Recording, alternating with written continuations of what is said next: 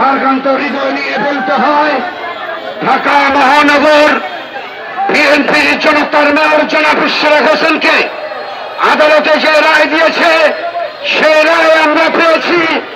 জনাব ইশরাক হোসেন তৎকালীন আওয়ামী লীগ সরকারের অবৈধ মেয়রকে অবৈধ নির্বাচিত করে ঢাকার মেয়র জনাব ইশরাক হোসেনকে আদালত রায় দিয়েছে। জনাব ইশরাক হোসেন ঢাকা সিটি কর্পোরেশনের দায়িত্বভার গ্রহণ করার পরে বাংলাদেশ সরকার নির্বাচন কমিশনের পক্ষ থেকে গেজেট পাস করানো হয়।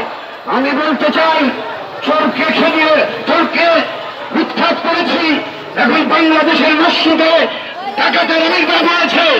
আমরা তো অবিলম্বে জনাব ইশরাক হোসেনকে ঢাকা সিটি কর্পোরেশনের দায়িত্বভার গ্রহণ করার জন্য সরকারের কাছে একটা আহ্বান জানাচ্ছি। আমাদের মাঝে এসে উপস্থিত হয়েছেন ঢাকা মহানগর বিএনপির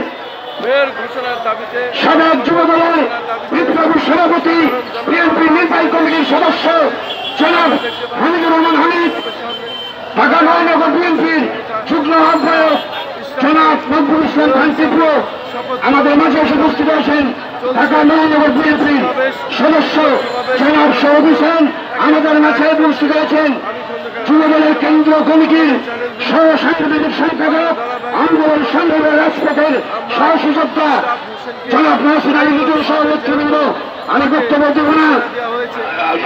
শ্রমিক দলের বিপ্লবী সভাপতি, রাজপথের সহযোদ্ধা জনাব সুমন বড়ুয়া সহ নেতৃবৃন্দ বক্তব্য দেব না। একটি কথা বলেই আমি আমার বক্তব্য শেষ করবো। আগামী দিনে নেতৃবৃন্দ আপনারা যে কর্মসূচি দিলেন সেই কর্মসূচি আমরা রাজপথে আন্দোলন সংগ্রামের মাধ্যমে ছিনিয়ে আনব। জনাব ইশরাক হোসেনকে মেয়র হিসাবে আমরা মেয়র হিসাবে নগর ভবনে দায়িত্বভার দেব ইনশাআল্লাহ বলে আমি আমার বক্তব্য শেষ করছি। আল্লাহ হাফেজ। বাংলাদেশ জিন্দাবাদ, বাংলাদেশ জাতীয়তাবাদী দল জিন্দাবাদ, শহীদ জিয়া মরহত খালেদা জাতির কাছে তারেক রহমান জিন্দাবাদ জিন্দাবাদ। আসসালামু আলাইকুম। ধন্যবাদ। আমাদের বাবু এই পর্যায়ে বক্তব্য নিয়ে আসছেন ঢাকা মহানগর বিএনপির অন্যতম সদস্য রাজপথের বিরোধী নেতৃত্ব জনাব রহমতুল্লাহ চন্দ্রের বক্তব্য রাখছে।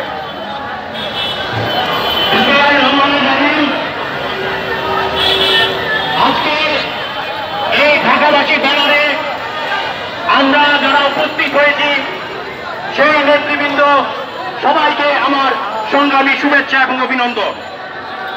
আমি অত্যন্ত দুঃখের সাথে বলছি, এই ঢাকা শহরকে সুসংগঠিত করতে এবং ঢাকা শহরে বিভিন্ন উন্নয়নমূলক কর্মকাণ্ডে অংশগ্রহণ করার লক্ষ্যে প্রয়াত মেয়র সাদেক হোসেন খোকা যে অবদান রেখে গিয়েছেন তারই উত্তরসূরি ইঞ্জিনিয়ার ইশরাক হোসেন গত ঢাকা সিটি কর্পোরেশনের নির্বাচনে তাকে শপথ গ্রহণ করাইতে হবে এবং করা হয়েছিল বসতে দিতে হবে এবং তিনি সরকারের প্রতি আজকে সাধারণ জনতা মানুষের মামলা করেছেন, সেই মামলার প্রতিফলন রায় ঘোষণা করা হয়েছে।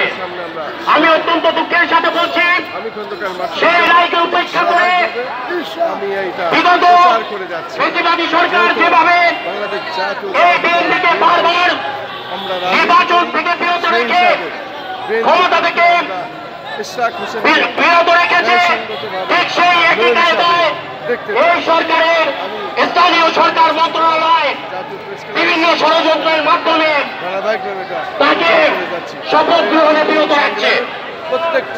অতএব আজকে এখান থেকে দাবি করতে চাই, তাকে অবিলম্বে শপথ গ্রহণ করে নগর বিধান চেয়ারে যদি অনুষ্ঠিত করা না হয় তাহলে এই প্রেস ক্লাব থেকে বলছি আমরা ঢাকা শহরের অলিগলিতে আন্দোলন ছুড়ে দেবো বলে আমার বক্তব্য শেষ করছি।